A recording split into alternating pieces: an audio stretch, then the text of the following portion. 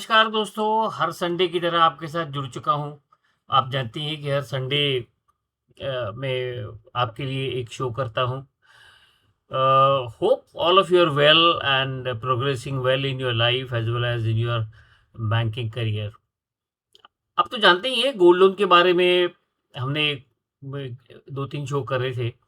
I tried to explain what the gold loan is and then there were questions and there were representations to Reserve Bank of India in terms of the gold loan and the difficulties which are being faced, especially in respect of working capital limit कि भाई हम cash credit limit दे सकते हैं नहीं दे सकते, इसके बारे में रिजर्व बैंक को रिप्रेजेंट किया गया था। तो उन्होंने सितंबर 29 2025 वो कहते हैं कि फर्स्ट अमेंडमेंट, इसका मतलब ये है कि there could be couple of additional amendments in the directions in respect of lending against gold and silver collateral। ये आने वाला है, ये आएगा। लेकिन जो डिफिकल्टीज बैंकर्स फेस कर रहे थे गोल्ड लोन के बारे में, उसके बारे में जो मेन दिक्कत ये थी कि बहुत सारे स्मॉल टाइम ज्वेलर्स होते हैं। बड़े ज्वेलर्स छोड़ दो, ब्रांडेड ज्वेलर्स की मैं बात नहीं कर रहा हूँ, लेकिन हर एक शहर में, हर एक गांव में कोई सुनार होता है जो ऑर्नामेंट्स बनाता है, और ये लोग बैंकों से पैसा लेते थे, लेते हैं आज भी। लेकिन वो फिर प्रिंसिपल सिक्योरिटी कुछ मॉर्गेज प्रॉपर्टी कर ली और उसके सामने वर्किंग कैपिटल लिमिट दे दिया वगैरह वगैरह वगैरह। और फिर स्टॉक ऑफ गोल्ड पे लोन देना, वर्किंग कैपिटल लिमिट देना, ये थोड़ी दिक्कत वाली बात थी, परेशानी वाली बात थी, क्योंकि इसमें बहुत सारा कन्फ्यूजन था। इसके बारे में अभी ये जो सितंबर 29 का जो डायरेक्शन रिजर्व बैंक ने दिया है, जो अमेंडमेंट दी है, उसमें रिलीफ तो मिल गया है, लेकिन आसान नहीं है। देखिए आसान क्यों नहीं है, इसके बारे में मैं आज आपसे थोड़ी बात करने वाला हूँ। वीडियो ज़्यादा लंबा नहीं होगा, so you will have complete idea as to what this amendment is about. Amendment में सबसे पहला तो उन्होंने ये कहा है कि डायरेक्शन में जो पैराग्राफ 12 में जो कहा गया है, उसमें वो कुछ मॉडिफिकेशंस लाना चाहते हैं। वो प्रिंसिपली मुझे कोई बड़ा मॉडिफिकेशन उसमें दिखता नहीं है। एक मॉडिफिकेशन ये है कि कोई भी बैंक, यानी शब्द का जो इस्तेमाल किया है, कोई भी लेंडर जो गोल्ड के सामने लोन देता है, वो सोना खरीदने के लिए as a primary gold, ornaments और ज्वेलरी बनाने के लिए तो कोई लोन देगा नहीं। A lender shall not grant any advance और loan for purchase of gold in any form including primary gold, ornament, jewelry or coins, or for purchase of financial assets backed by gold। For example, कोई units लेगा, कोई stock लेगा, it is not allowed. तो कहने का मतलब ये है कि आप सोना खरीदने के लिए पैसा नहीं दोगे। तो नॉर्मली जो रिस्ट्रिक्शन थी टर्म लोन के बारे में, वो तो है ही, you can not fund any individual or any company for that matter to purchase gold। And then primary gold or silver financial assets backed by primary gold, you आप fund नहीं कर सकते। तो इसमें उन्होंने एक प्रोविजन दे दिया कि भाई शेड्यूल कमर्शियल बैंक्स और T3 और T4 की जो बैंक्स है, उनको उन्होंने एक सहूलियत दी है। T1 और T2 की बैंकों को ये सहूलियत नहीं है। यानी मान के चलो कि लगभग 1400 में से 1000 बैंक को ये सर्कुलर का रिलीफ नहीं मिलने वाला है।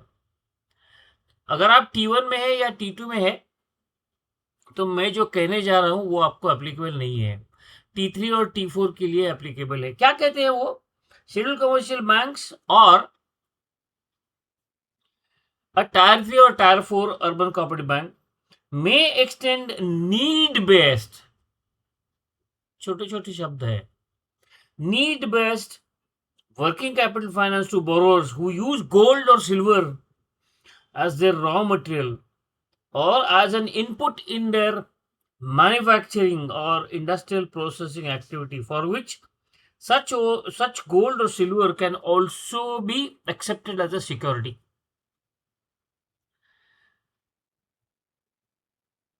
A bank extending such finance shall ensure that borrowers do not acquire or hold gold for investment or for speculative purposes. अच्छी बात है, वर्किंग कैपिटल लिमिट दे सकते हैं,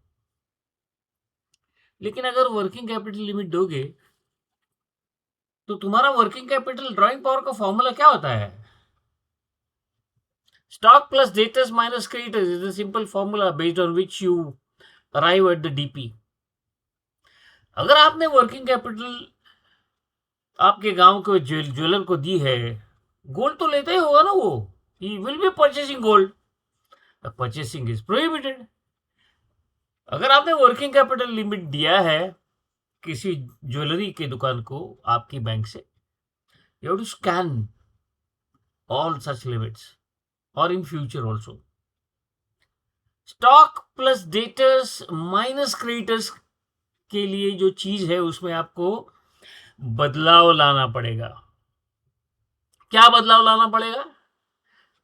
अगर आप उनके क्रेडिटर्स फंड करोगे उसका मतलब ये निकाला जा सकता है कि इस बंदे ने जहां से गोल्ड लिया है उसको आपने फंड किया है. So you have funded for procurement of gold which is prohibited. तो इसका मतलब ये है कि वर्किंग कैपिटल लिमिट इनकी जो होगी वो स्टॉक प्लस डेटर्स, क्रेडिटर्स होंगी नहीं. अब क्रेडिटर्स होंगी ही नहीं का मतलब ये है कि क्रेडिटर्स को आपको फाइनेंस ही नहीं करना है. Even in the financial transactions you have to ensure from the working capital limit that is sanctioned by you, no payment to the creditors is made so as to ensure that you are not financing for the procurement of gold. अब ये difficult भी है और आसान भी है. Difficult क्यों है? कि अगर बंदे का तुम्हारे पास कैश क्रेडिट अकाउंट है तो उसमें से वो क्रेडिटर्स को पैसा नहीं देगा, नहीं दे सकता, क्योंकि उसका गलत मतलब निकाला जा सकता है और बैंक वायलेशन में आएगी कि bank is financing the procurement of gold. समझ में आ रही बात? तो प्रोक्यूरमेंट ऑफ गोल्ड अगर आपको नहीं करना है तो आपको ये सोचना है कि ये जिसको आपने ये वर्किंग कैपिटल लिमिट दिया है उसको आपको उसके जो क्रेडिटर्स है उसका फंडिंग उसको खुद को करने के लिए बोलना पड़ेगा. उसके क्रेडिटर्स तो होंगे ना कहीं से सोना तो लेगा, क्रेडिट पे भी ले सकता है, लेकिन उसको आपको फंडिंग आप नहीं कर सकते हो. So how you will do this? You will have to allow him a current account where he does the settlement of transactions for purchase of gold, not out of working capital, but out of the current account. अभी इसमें डर क्या चीज का है कि cash credit limit में space है, उसमें से पैसा इस करंट अकाउंट को गया तो फंडिंग वहां से होगा. रिलीफ तो दे दिया है, लेकिन इसमें ट्रैप ऑफ रेगुलेटरी वायोलेशन भी रिजर्व बैंक ने ला के रखा है. इसमें ट्रैप वो है सबसे बड़ा. आजकल कैश में ट्रांजैक्शन ज़्यादा होते नहीं है, ये बात भी आप ध्यान में रखो. तो कैश में अगर ज़्यादा ट्रांजैक्शन होते नहीं तो इसका मतलब ये है कि उसका जो कैपिटल होगा वो कैपिटल में से वो गोल्ड परचेस करेगा. That is the only theoretical application that exists. या बिजनेस का जो प्रॉफिट होगा उसमें से वो गोल्ड खरीदेगा. आप कैसे आइडेंटिफाई कर पाओगे इसे? I don't know, but possibly उसका जो चार्टर्ड अकाउंटेंट होगा उसको आपको हर महीने एक सर्टिफिकेट देना पड़ेगा कि भाई हमने ये वर्किंग कैपिटल लिमिट में से कोई गोल्ड प्रोक्योरमेंट नहीं किया है. उसका रॉ मटेरियल तो गोल्ड है, रॉ मटेरियल तो सिल्वर है, उसको तो आप परचेसिंग के लिए फंडिंग नहीं कर सकते, उसको परचेस तो करना है. So you will have to establish a system or a method in which you will have to ensure that you don't end up financing for procurement of gold. T1 T2 की तो बात ही नहीं है. T1 T2 reserve bank सोचती है कि ये सब छोटी बैंक है, इनको पॉसिबल वायलेशन ऑफ पीएमएलए इसमें अगर होता है या पॉसिबल डाइवर्जेंस अगर इसमें होता है तो छोटी बैंक शायद इसको कंट्रोल नहीं कर पाएंगी.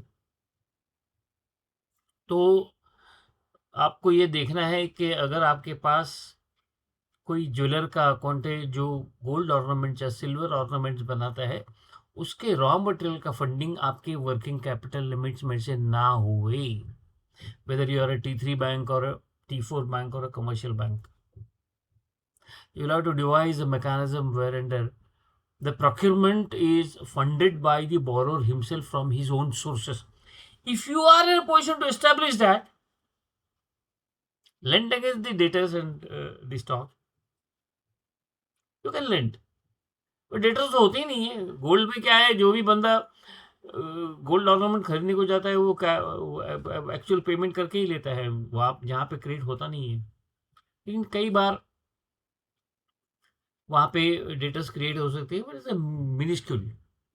So you can fund, I mean, you can decide either way that the funding will be only against stock and the creditors should be shunted out of the working capital transaction limit. So you will have to devise this mechanism. And then identify his suppliers.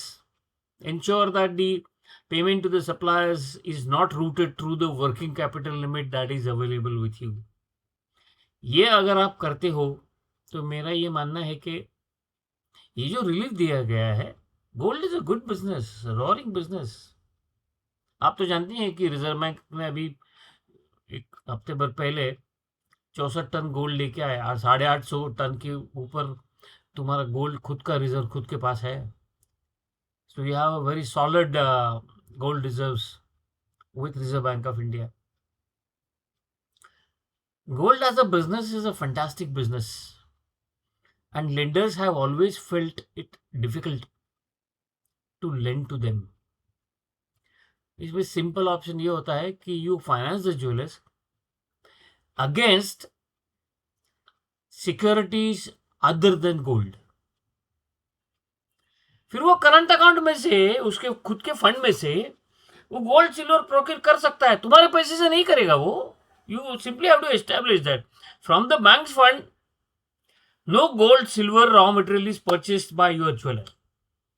So devise a mechanism, establish a practice, put stricter controls. The moment you put stricter controls, you are in a position to avail this relief granted by Reserve Bank of India and do that business. आपको अगर मेरे विचार अच्छे लगते हैं, सोच अच्छी लगती है, तो वीडियो को लाइक कीजिएगा, सब्सक्राइब कीजिएगा, शेयर कीजिएगा. But be careful. Lending against gold is not a cake walk, not any longer. जब तक रिजर्व बैंक इसके ऊपर ज्यादा ध्यान नहीं दे रही थी, या फिर जब तक ये डायरेक्टिव्स नहीं थे गोल्ड लोन के बारे में, आसान था, आसान था.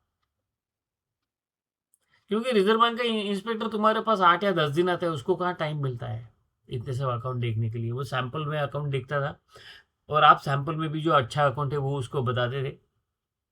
He was satisfied, inspector was satisfied. Truth was otherwise. But now with the change in directions, especially for T3 and T4 banks, they have to have a method and mechanism in place to convince the Reserve Bank of India that you have granted working capital, but you are not lending for procurement of gold or silver as a raw material. So thank you so much for watching. Please come down on this channel next Sunday with a new topic which enables you to run your show very effectively. Thank you so much.